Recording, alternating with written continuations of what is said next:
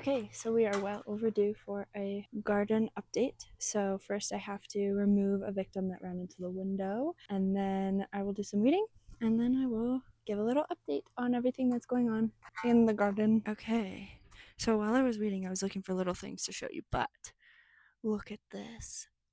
This is a green lake cucumber, and I'm gonna have to look to see when you can pick it because it's huge now.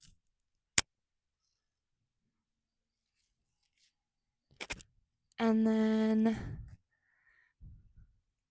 I don't really remember. Oh, this one's the loofah, I believe.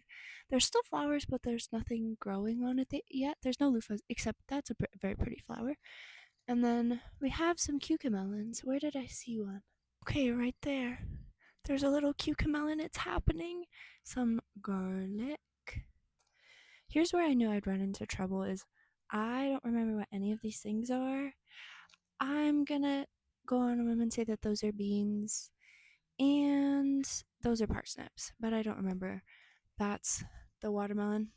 Really looking good.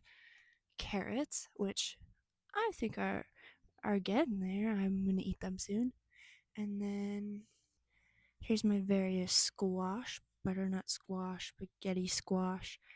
I tried to get to the strawberries, but somebody else beat me to it. And then, beets are doing awesome. Here is a pepper. That's the chocolate beauty pepper. Not quite chocolate yet. Here's where I'm having a little bit of trouble, so I will have to ask someone else. But there are so many tomatoes growing here. So many.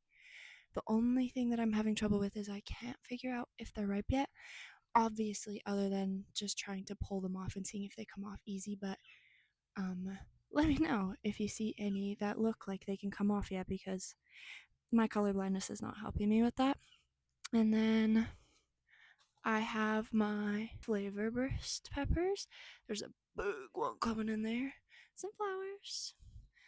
And then some lettuce, which I have been eating. So there's not a ton of it, but that's because I go every day and make salad from it. Okay, I'm going for a run this morning. I'm running and it's really, really windy out.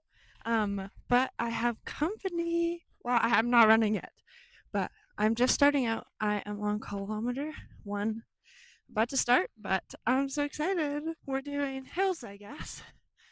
Can you see the hill that I just ran down? Somebody didn't want to go the other way, the flat way. He refused. So we're going down this massive hill, which is going to be so much fun to go back up. So we're on kilometer 2. Might be shorter than I thought. The hill kind of took me out. Yeah, that was tough. But anyway, we're still going. This is kilometer 3. Imagine doing it with a winter jacket, and that's basically what Barney's doing right now. So we're heading back now because both of us are pretty hot and tired. One of us more than the other. Barney. Okay, so I did 3.5 kilometers, and I ended up doing 85 feet, I would imagine, of elevation difference. I don't think that would be meters. That would be ridiculous. Although it felt pretty ridiculous because it's 25 degrees outside. Barney's upstairs relaxing and trying to cool down. I'm going to do the same thing. I'm going to have a shower and get ready to go to work. Yeah, it was good. It was hot. I felt good though. I felt my legs feel stronger, so I'm happy about that.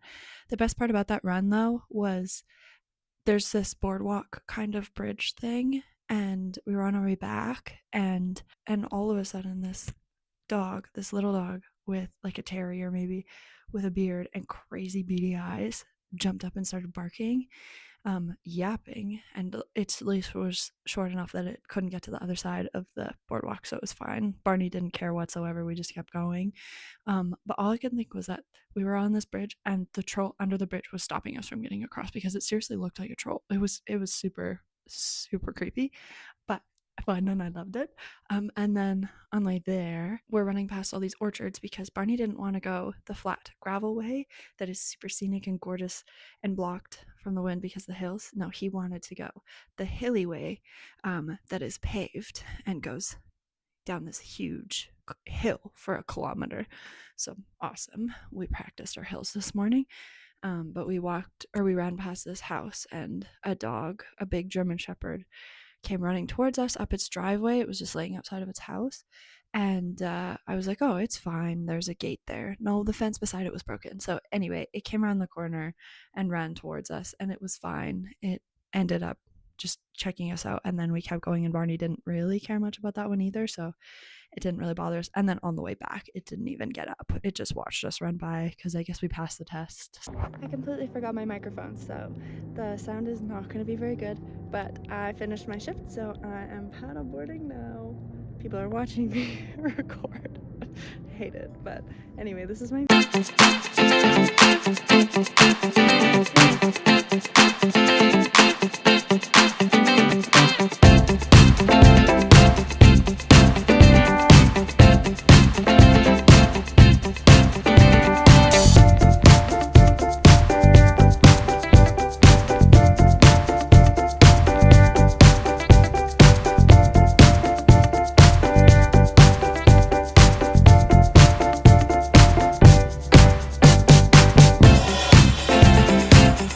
record much this week. I don't have a lot to add to this video, but I did want to add something that I've been thinking about adding to my videos. Is just an explanation of why I'm doing these, because people have been asking, but also it's just good to explain.